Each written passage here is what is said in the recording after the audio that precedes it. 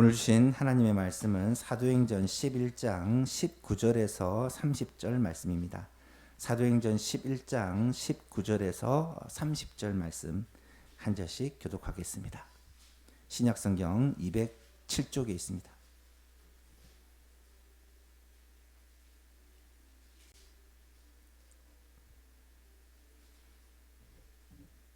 사도행전 11장 19절부터 30절까지의 말씀 한 절씩 교독하겠습니다. 그때에 스데반의 일로 일어난 환란으로 말미암아 흩어진 자들이 베니게와 구브로와 안디오까지 이르러 유대인에게만 말씀을 전하는데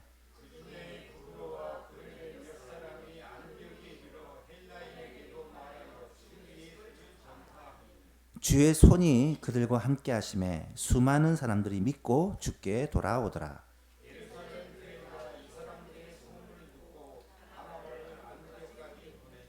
그가 이르러 하나님의 은혜를 보고 기뻐하여 모든 사람에게 굳건한 마음으로 주와 함께 머물러 있으라 권하니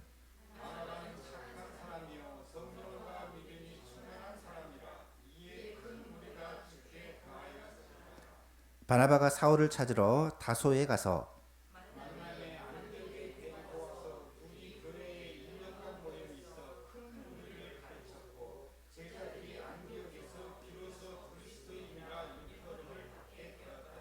그때 선지자들이 예루살렘에서 안디옥에 이르니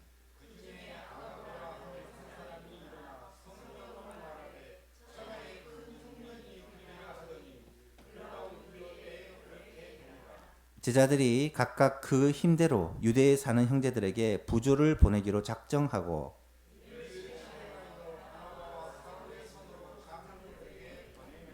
아멘.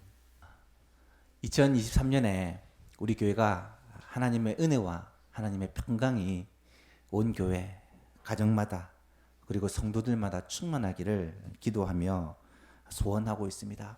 그러기 위해서 우리 예수만 교회가 하나님이 기뻐하시는 교회, 성도들이 더 행복한 교회가 되기 위해 성경에 나타나는 건강하고 좋은 교회들을 우리가 살펴보고 있습니다. 3월에는 안디옥 교회를 살펴보고 있는데요. 이 안디옥 교회는 이방 지역에 이방인으로 이루어진 사실은 최초의 교회다라고 말할 수가 있습니다. 지난 시간 우리가 이 안디옥 교회가 어떻게 생겨났는지 그 탄생 과정을 살펴보았는데요. 안디옥 교회는 예루살렘에 일어난 박해로 말미암아 흩어진 성도들이 안디옥에서 복음을 전함으로 그렇게 생겨나게 됩니다. 주로 유대인에게만 복음을 전하다가 이방인에게도 복음을 전했더니 많은 사람들이 믿고 주께로 돌아오게 되죠. 그 소식을 예루살렘 교회가 듣고는 바나바라는 선교사를 공식적으로 파송을 하게 되고 이 바나바가 안디옥에 와서 목회를 하고 복음을 전함으로 안디옥 교회, 이 교회가 세워지게 되었죠. 이 바나바가 혼자 목회를 하다가 사울을 고향에서 있던 사울을 불러 함께 목회를 함으로 말미암아 안디옥 교회 성도들이 말씀을 배우고 자라서 그리스도인이다라고 칭함을 받게 되었다라는 것을 지난 시간 살펴보았습니다. 오늘은 지난주에 이어서 이 안디옥 교회에 대한 내용을 좀 더 살펴보려고 하는데 오늘 말씀의 제목이 강점으로 일하는 안디옥 교회다라고 그렇게 붙여보았습니다. 이 제목 그대로 이 안디옥 교회는 다른 교회가 다른 사람이 갖지 못한 강점을 가지고 있었는데 이런 강점을 잘 이용해서 하나님께 귀하게 쓰임을 받았다라는 것이죠. 사실 누구에게나 강점은 있습니다. 강점이 없는 사람이 없어요. 하지만 그 강점을 잘 활용해서 쓰임받는 사람은 많지 않다라는 것을 우리는 압니다. 오히려 강점이 있음에도 불구하고 오히려 상처나 아픔이 그 사람의 삶을 지배하고 발목에 잡혀 평생을 살아가는 사람들이 참 많습니다. 어릴 때 받은 상처나 아픔 때문에 평생을 그렇게 사는 사람들이 우리 주위에는 너무 많다는 것입니다. 따라서 나의 강점이 무엇인지를 알고 그 강점을 잘 활용하여 쓰임받는 삶, 하나님의 맡기신 사명을 감당하는 삶이 얼마나 소중한 것인지를 우리는 이 안디옥 교회를 통해 발견하게 됩니다. 개인뿐만 아니라 공동체도 마찬가지입니다. 가정도 그렇고 구역도 그렇고 교회도 그렇습니다. 우리 가정의 강점이 무엇인지, 우리 구역의 강점이, 우리 구역만 가지고 있는 특별한 점이 무엇인지, 또 우리 예수만 교회가 가지고 있는 강점이 어떤 것인지를 잘 생각해보고 그 강점들을 잘 활용하여 일하면 하나님께서 우리를 통하여 마음껏 일하실 수 있고, 뿐만 아니라 열매도 많이 맺히게 된다라는 것을 우리가 알 수 있습니다. 그렇다면 이 안디옥 교회가 가진 강점이 어떤 것이었을까요? 오늘 말씀을 묵상하면서 몇 가지 강점을 발견하게 되는데, 첫 번째로 이 안디옥 교회는 좋은 지도자들이 있었다라는 것입니다. 22절과 23절에 보면 예루살렘 교회가 이 사람들의 소문을 듣고 바나바를 안디옥까지 보내니 선교사를 파송한 것입니다. 그가 이르러 하나님의 은혜를 보고 기뻐하여 모든 사람에게 굳건한 마음으로 주와 함께 머물러 있으라 권면했다. 여러분, 사도행전 8장을 보면 빌립 집사님이 사마리아 땅으로 가서 복음을 전하게 됩니다. 사마리아 성에 이 빌립 집사님의 전도로 말미암아 많은 사람들이 믿게 되어지고 하나님의 역사가 나타난다. 병든 자들이 고침을 받고 귀신이 쫓겨가는 그런 역사가 나타난다라는 소식을 예루살렘 교회가 듣고는 사마리아에 누구를 파송하냐면 베드로와 요한을 파송합니다. 초대 예루살렘 교회의 가장 핵심적인 지도자죠. 이 베드로와 요한 사도가 이 사마리아 땅에 가서 그들을 위해 기도하고 복음을 전하니까 성령이 임하여서 이 사마리아 성에 놀라운 붕의 역사가 일어났던 것을 우리는 살펴보았습니다. 그런데 왜 안디옥 교회는 사도들을 보내지 않고 바나바를 보냈을까? 사도들이 12명이나 되고 사도를 보낼 수 있었을 것인데 왜 바나바를 보냈을까? 저는 이 바나바가 안디옥 교회를 위해 적합한 사람이었기 때문에, 좋은 지도자였기 때문에 이 바나바를 보냈을 것이다 라고 확신을 합니다. 성경에서 이 지도자, 목회자에 대한 내용을 쭉 살펴보면 디모데전서 3장에 사도 바울이 교회의 지도자의 자격을 얘기하면서 이런 말을 합니다. 또한 외인에게서도 선한 증거를 얻은 자라야 할지니. 외인이라는 말은 이방인을 말합니다. 교회 밖의 사람을 말합니다. 교회 밖의 사람들도 인정하는 사람을 교회의 지도자로 세우는 것이 좋다라는 말입니다. 무슨 말입니까? 그 사람의 인격과 성품이 누가 보아도 인정할 수 있는 그런 좋은 성품, 좋은 인격을 가진 사람이 교회의 지도자가 되었을 때 그 교회의 지도력을 행사할 수 있다는 말이죠. 사도행전 6장에 7 집사를 뽑을 때 사도들이 어떤 사람을 뽑으라고 제안을 합니까? 형제들아, 너희 가운데서 성령과 지혜가 충만하여 칭찬받는 사람 7을 택하라.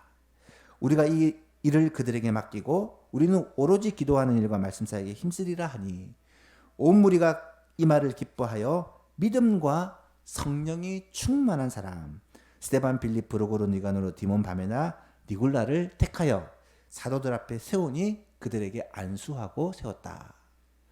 여러분, 성령과 지혜가 충만하다. 그리고 칭찬받는 사람이다 라고 기록을 합니다. 사도행전 16장에도 바울이 2차 전도여행 때 이 디모데를 자신의 동역자로 그렇게 선택을 합니다. 디모데를 선택할 때 그 이유가 뭐냐? 디모데는 루스드라와 이고니온에 있는 형제들에게 칭찬받는 자니 바울이 그를 데리고 떠나고자 할세. 이 디모데라는 청년이 루스드라와 이고니온 두 성읍에서 이 사람에 대한 칭찬이 자자했다. 그만큼 모든 면에서 선한 영향력을 끼치는 사람이었다라는 말이겠죠.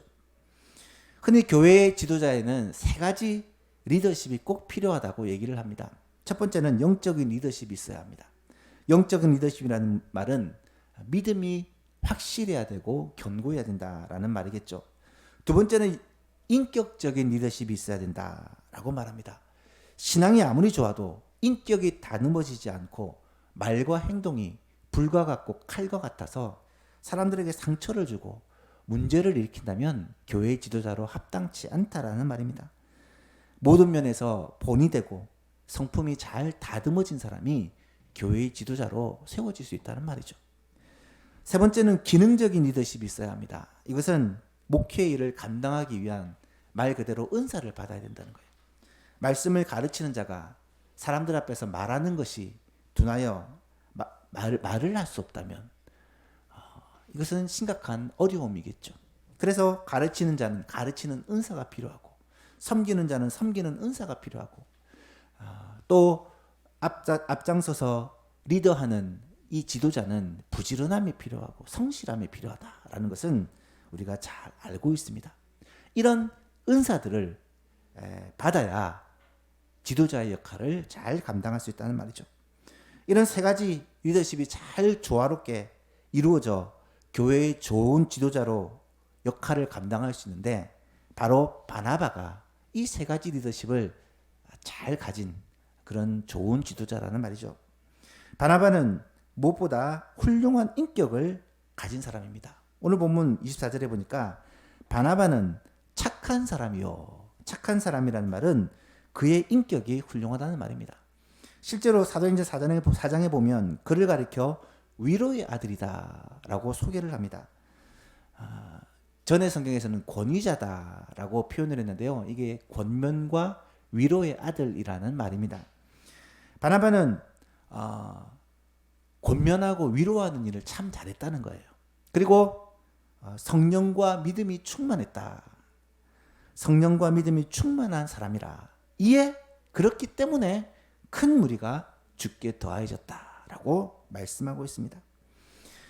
여러분, 바나바가 인격적으로 훌륭하고 믿음이 성령이 충만했을 때 그의 사명을 잘 감당할 수 있었다는 거예요.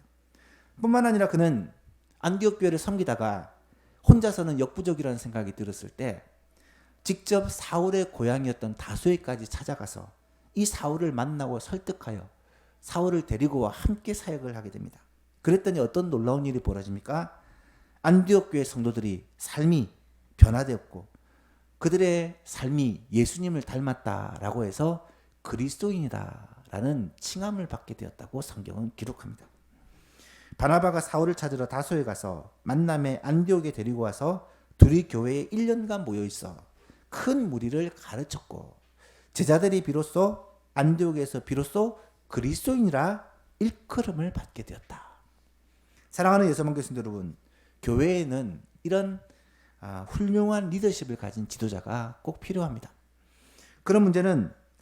그런데 문제는 이런 리더십을 가진 지도자가 태어나는 것이 아니라 만들어진다는 거예요. 특별히 인격적인 훈련과 이 믿음의 훈련은 많은 시간을 필요로 한다라는 것을 우리는 알고 있습니다. 그러면 어떻게 해야 되겠습니까? 먼저 교회의 지도자인, 교회에 앞장서서 섬기는 목사님, 그리고 교육자, 그리고 장로님, 교회의 지도자들을 위해서 우리는 기도해야 할 것입니다. 무엇을 기도해야 될까요? 성숙한 인격을 가진 지도자가 될 수 있도록, 또 성령과 믿음으로 충만한 지도자가 될 수 있도록, 더 나아가 맡은 일을 잘 감당할 그런 은사들을 부어달라고 우리는 기도해야 할 것입니다. 그런 관심과 기도가 교회의 지도자들을 더 좋은 지도자로 세워갈 수가 있다는 것이죠. 뿐만 아니라 올해 우리 교회에서는 새로운 지도자들을 또 선출하게 됩니다. 몇 번 말씀드렸지만 장로님, 장립집사님, 권사님을 올해 증언을 합니다. 교회 지도자를 세우는 일은 너무나 중요한 일입니다. 어떤 사람이 세워지느냐에 따라 하나님의 뜻대로 잘 세워져야 교회가 이 일로 말미암아 영적인 탄력을 받고 더 힘있게 성장할 수 있지만, 만약에 하나님이 기뻐하지 않는 사람이 세워지면 교회의 큰 시험거리가 될 수도 있기 때문입니다. 따라서 우리는 말씀을 통해 살펴보았듯이 영적인 리더십과 인격적인 리더십, 그리고 기능적인 리더십을 골고루 갖춘 바나바와 같은 좋은 일꾼이 세워지도록 위해서 기도해야 할 것입니다. 그렇다면 구체적으로 어떻게 해야 좋은 지도자가 될 수 있을까? 어떻게 해야 우리 모든 성도들이 이와 같은 좋은 리더십을 가진 지도자로 세워져 갈 수 있을까? 믿음이 충만한 사람이 되기 위해서는 무엇보다 성경 말씀을 잘 배워야 합니다. 하나님의 말씀과 믿음은 항상 정비례합니다. 믿음 충만은 곧 말씀 충만이라고 성경이 말씀하고 있기 때문입니다. 디모데후서 3장 16절에 모든 성경은 하나님의 감동으로 된 것으로 교훈과 책망과 바르게 함과 의로 교육하기 유익하니 이는 하나님의 사람으로 온전하게 하며 모든 선한 일을 행할 능력을 갖추게 하려 합니다. 라고 말씀합니다. 결국 하나님의 말씀이 우리를 온전하게, 하나님의 말씀이 우리를 유익하게 세워가는 것이죠. 믿음이 충만한 사람을 세워가기 위해서 하나님은 교회에 직분자들을 주셨습니다. 에베소서 4장에 보니까 그가 어떤 사람은 사도로, 어떤 사람은 선지자로, 어떤 사람은 복음 전하는 자로, 어떤 사람은 목사와 교사로 삼으셨으니, 여기서 사도와 선지자와 복음 전하는 자는 현재는 존재하지 않는 직분입니다. 남아있는 직분은 목자와 교사입니다. 목사와 교사는 사실은 목사를 가리키는 표현입니다. 목사는 목자를 의미하고 교사는 선생님을 의미하는데, 우리가 흔히 사용하는 목사라는 단어가 기를 목자 스승사자를 써서 이 목자와 교사를 합한 의미입니다. 목자인 교사, 성도들을 돌보고 가르치는 사람을 우리는 목사라고 하는데, 이 목사를 통하여 뭘 하느냐? 성도들을 온전하게 하고 봉사의 일을 하게 하며 그리스도의 몸을 세우는 일을 한다. 하나님께서 이런 직분을 통하여 오늘날 목사를 세우시고, 오늘날 이 목사를 통하여 하나님의 말씀을 가르치고 권면하고 위로하고 격려하여 성도들을 세우고 온전하게 하고 주의 일을 더 열심히 할 수 있도록 하신다라는 것이죠. 두 번째로, 성령이 충만한 사람이 되기 위해서는 열심히 기도해야 합니다. 사도행전을 읽어보면 항상 성령 충만의 현장에는 열정적으로 함께 모여 기도하는 그러한 기도에 오로지 힘쓰는 모습이 나타납니다. 1장 14절에 오순절 성령 강림 사건이 일어나게 된 그 이유가 여자들과 예수의 어머니 마리아와 예수의 아우들과 더불어 마음을 같이하여 오로지 기도에 힘쓸 때, 열흘 동안이나 그렇게 기도할 때 오순절 성령 강림 역사가 일어났죠. 4장 31절에 보니까 교회가 함께 모여 사도들을 위하여 간절히 기도하니까 빌기를 다음에 모인 것이 진동하더니 무리가 다 성령이 충만하여 담대히 하나님의 말씀을 전하게 되었다라고 말씀합니다. 여러분, 성령 충만한 사람이 되고자 하는 마음 다 있을 것입니다. 그러기 위해서는 반드시 기도해야 돼요. 기도와 성령 충만은 항상 함께하는 것입니다. 기도하지 않으면서 성령 충만을 바라는 것은 그 자체가 모순이라는 말이죠. 매일 여러분의 기도 시간을 정하시고 기도의 자리에, 가능하면 방해받지 않는 골방에서 주님과 만나며 기도하기를 원합니다.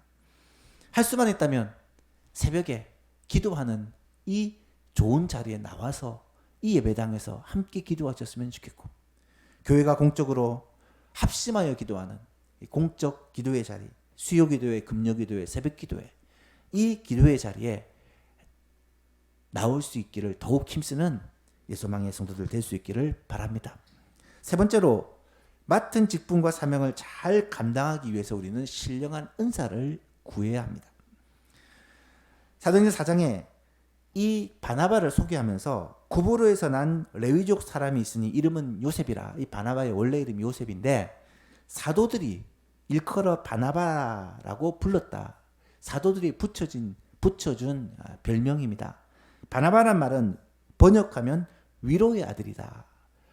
저번에 말씀드렸듯이 권면과 위로의 아들이다 라는 뜻이 바나바입니다. 바나바는 권면하고 위로하는 일을 너무 잘하는 거예요.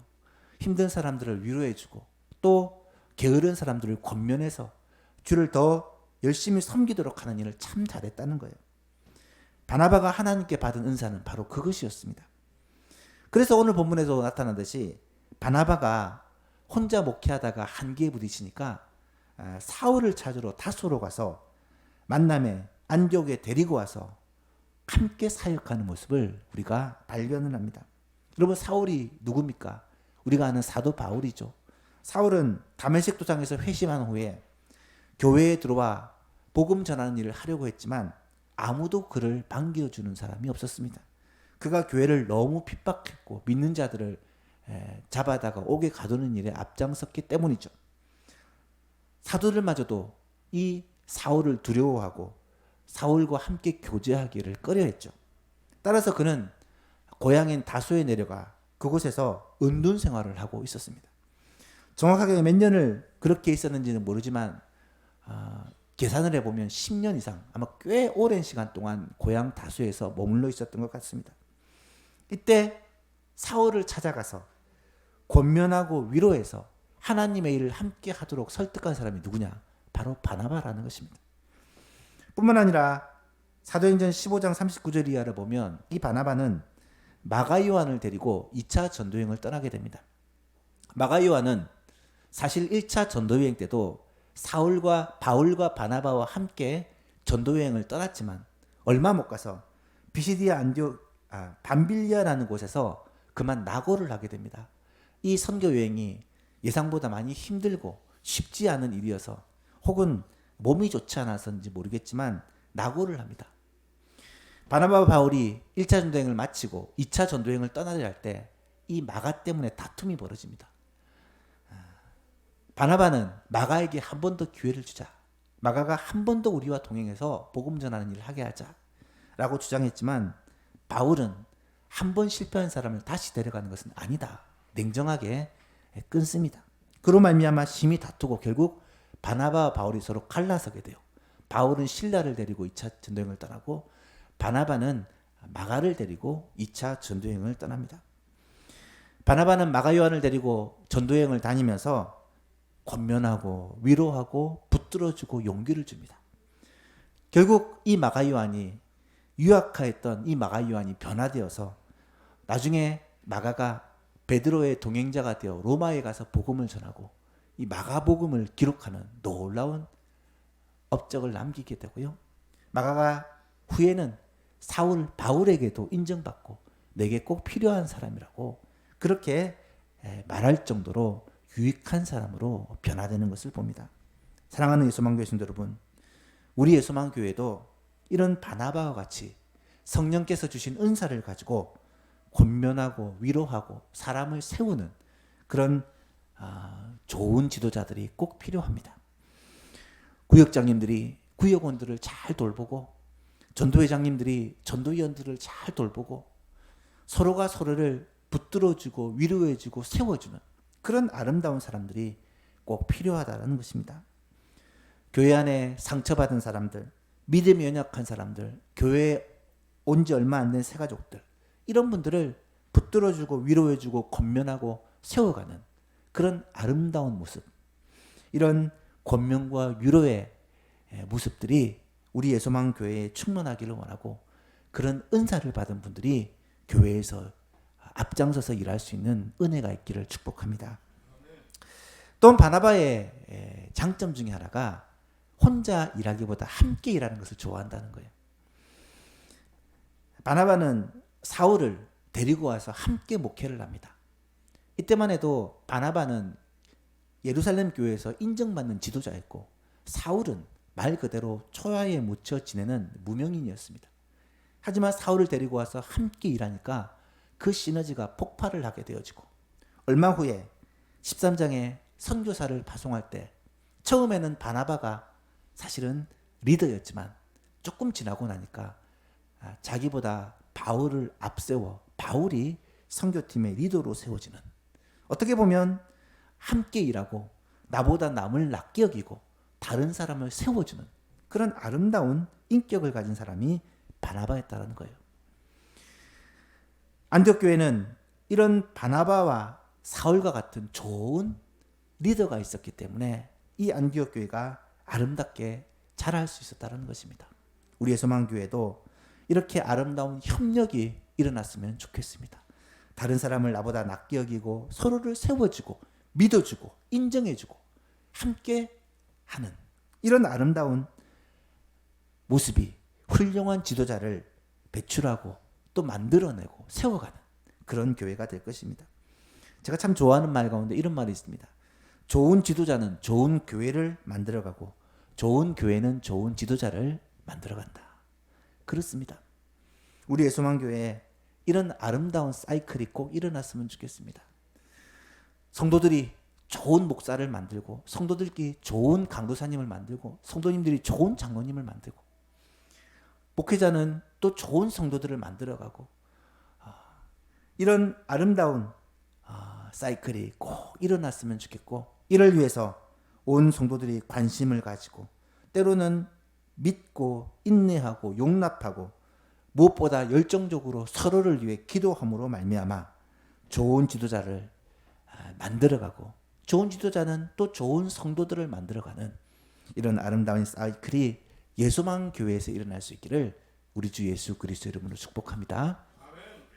두 번째로 안디옥 교회의 강점은 무엇보다 선교와 구제에 앞장선 교회였다라는 것입니다. 27절 이하를 보시면 그때 선지자들이 예루살렘에서 안디옥에 이르니 그 중에 아가보라 하는 한 사람이 일어나 성령으로 말하기를 천하에 큰 흉년이 들리라 하더니 글라우디오 때 그렇게 되었다. 제자들이 각각 그 힘대로 유대에 사는 형제들에게 부조를 보내기로, 부조는 구제 헌금을 말합니다. 구제 헌금을 보내기로 작정하고 이를 실행하여 바나바와 사울의 손으로 장로들에게 보냈다라고 기록을 합니다. 예루살렘에서 온 선지자 중에 한 명이 이 아가보라는 선지자인데 그가 성령에 붙들려 예언을 하기를 천하에 큰 흉년이 될 것이다 라고 했는데 실제로 글라우디오 황제 때 그렇게 되었다라는 거예요. 글라우디오 황제는 로마의 제4대 황제로 주 41년에서 54년 사이에 통치를 한 황제입니다. 역사가들은 이 중에서 주 44년에서 47년 사이에 큰 흉년이 있었는데 특별히 팔레스틴 지역, 지금 이스라엘이 있는 이 지역이 이 흉년의 직격탄을 맞았다라고 합니다.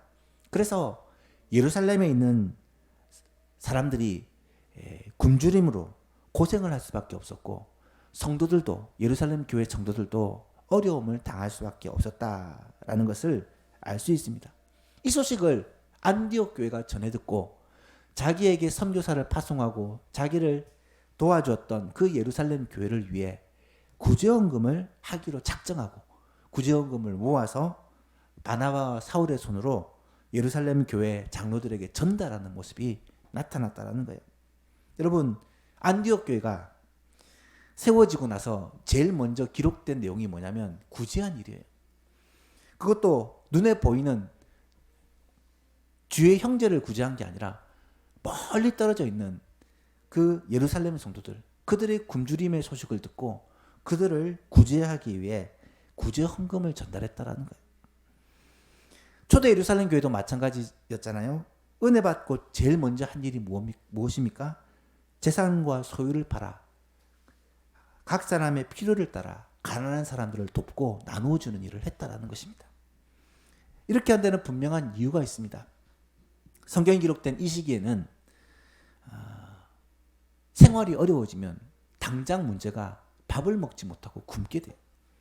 먹을 것이 없어서 굶으면 생명을 유지할 수 없게 되고 생명이 유지되지 않으면 신앙도 유지되는 것이 불가능하죠. 그래서 그들은 먼저 구제하는 일에 앞장섰다라는 것을 알 수 있습니다. 여러분, 오늘날은 어떻습니까? 오늘날에 구제하는 일들은 어떤 상황일까요? 물론 우리나라에는 상대적으로 밥을 굶는 사람들이 적습니다만은 전 세계적으로 본다면 지금도 여전히 극심한 환난과 어려움을 겪는 사람들이 많습니다. 최근에만 해도 전쟁으로 인해, 지진으로 인해, 여러 가지 자연 이상 기후로 인해 고통하는 사람들이 많아요. 그래도 선진국이라 잘 사는 나라들은 이것을 잘 극복하고 있지만 개발도상국이나 후진국들은 이런 재해가 그들의 굶주림으로 이어지고 있습니다. 그래서 교회에서도 이런 어려움을 당한 사람들에게 관심을 가지고 그들을 구제할 수 있는 방법을 찾아 돕는 것이 너무 중요하다라는 것입니다. 물론 오늘날에는 구제만 해서는 안 됩니다. 빵만 주면 결국은 계속해서 굶주리게 되기 때문입니다. 구제가 선교와 함께 들어가야 사실은 효과를 발휘할 수 있습니다. 복음과 빵을 함께 줄 때 그들이 가난을 극복하고 결국 굶주림을 이기고 일어설 수 있었기 때문입니다. 우리나라만 해도 어쩌면은 몇십 년 전에 세계에서 가장 굶주림에 허덕이던 나라 가운데 하나였는데 구제와 복음이 함께 들어왔을 때 이 나라가 100년이 지나지 않는 이 시기에 이제는 다른 나라들을 돕고 후원하는 나라가 되지 않았습니까? 우리 교회에서도 선교사님을 돕는 일들을 감당하고 있습니다. 우리가 후원하고 있는 선교사님, 김광석 선교사님, 백도현 선교사님, 이지원 선교사님이 있습니다. 그 중에 백도현 선교사님은 라오스라는 나라에서 복음을 전했고 가난한 나라, 그 힘든 나라에 복음과 빵을 함께 나눠주며 복음을 전했습니다.